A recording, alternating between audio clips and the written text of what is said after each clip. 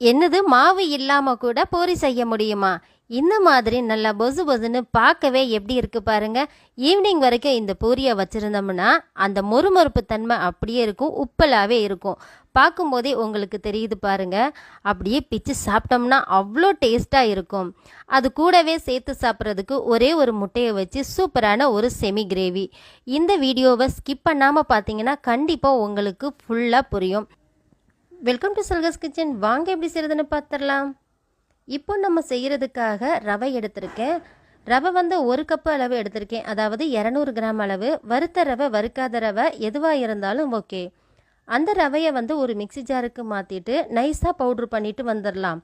ரவையை நம்ம எப்போ அரைச்சாலும் நல்லா நைஸாக அரைப்படாது, அது பற்றி ஒரு பிரச்சனையுமே இல்லை. நம்ம இன்னொரு வாட்டி ரவையை அரைக்கத்தான் வேணும். இப்போ இதை வந்து ஒரு மிக்சிங் பவுலுக்கு மாற்றிக்கலாம். இதை மாற்றிட்டு இது தேவையான அளவு உப்பு, ஒரு 1/4 டீஸ்பூன் அளவு உப்பு சேர்த்துருக்கேன்.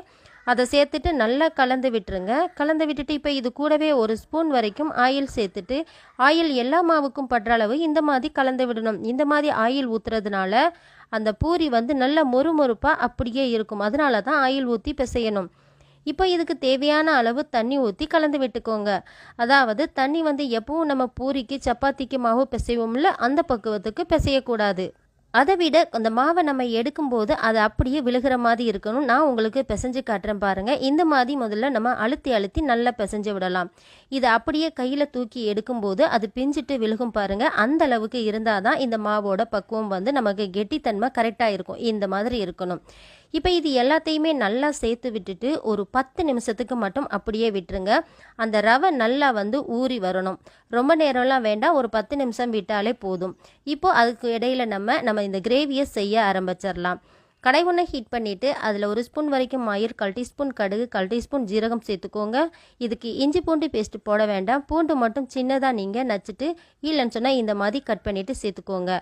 இப்போ இது கூடவே நான் 2 நல்ல பெரிய சைஸில் பெரிய வெங்காயம், கொஞ்சமாக கருவேப்பிலை எந்த அளவுக்கு நீங்கள் நிறைய சேர்த்துக்கிறீங்களோ அந்தளவுக்கு வந்து டேஸ்ட் வந்து நல்லா இருக்கும். அதையும் சேர்த்துட்டு இந்த மாதிரி நல்லா கண்ணாடி பதம் வர வரைக்கும் வதக்கி விட்டுக்கோங்க. இப்போ இது கூடவே மீடியம் சைஸ் தக்காளி 2 எடுத்து சேர்த்துருக்கேன். தக்காளி வெங்காயம் வந்து கூட குறைச்சி உங்கள் இஷ்டத்துக்கு நீங்கள் எடுத்துக்கலாம். எங்களுக்கு தேவையான அளவு நான் சேர்த்துருக்கேன். இப்போ தேவையான அளவு உப்பு, 1/4 டீஸ்பூன் உப்பு, 1/4 டீஸ்பூன் மஞ்சள் தூள், இது கூடவே 1/4 டீஸ்பூன் மிளகாய் தூள். முக்கியமாக இதுக்கு கரம் மசாலா ஒரு 1/2 ஸ்பூன் வரைக்கும் சேர்த்துக்கோங்க. அதுதான் நமக்கு முழுமையான டேஸ்ட்டை கொடுக்கும். இப்போ எல்லாத்தையும் சேர்த்துட்டு நல்லா இந்த மாதிரி கலந்து விடுங்க. அந்த தக்காளி எல்லாம் நல்லா மசிஞ்சு வெந்து வரணும். அப்போ தான் இதோட டேஸ்ட் வந்து நமக்கு நல்லா இருக்கும். இப்போ இதை வந்து ஒரு மூடியை போட்டு ஒரு 2 நிமிஷத்துக்கு அப்படியே விட்டுறலாம். இப்போ ஓப்பன் பண்ணி பாருங்கள். ஓரளவுக்கு நல்லா வதங்கி வந்துருச்சு. கரண்டியை வச்சு அந்த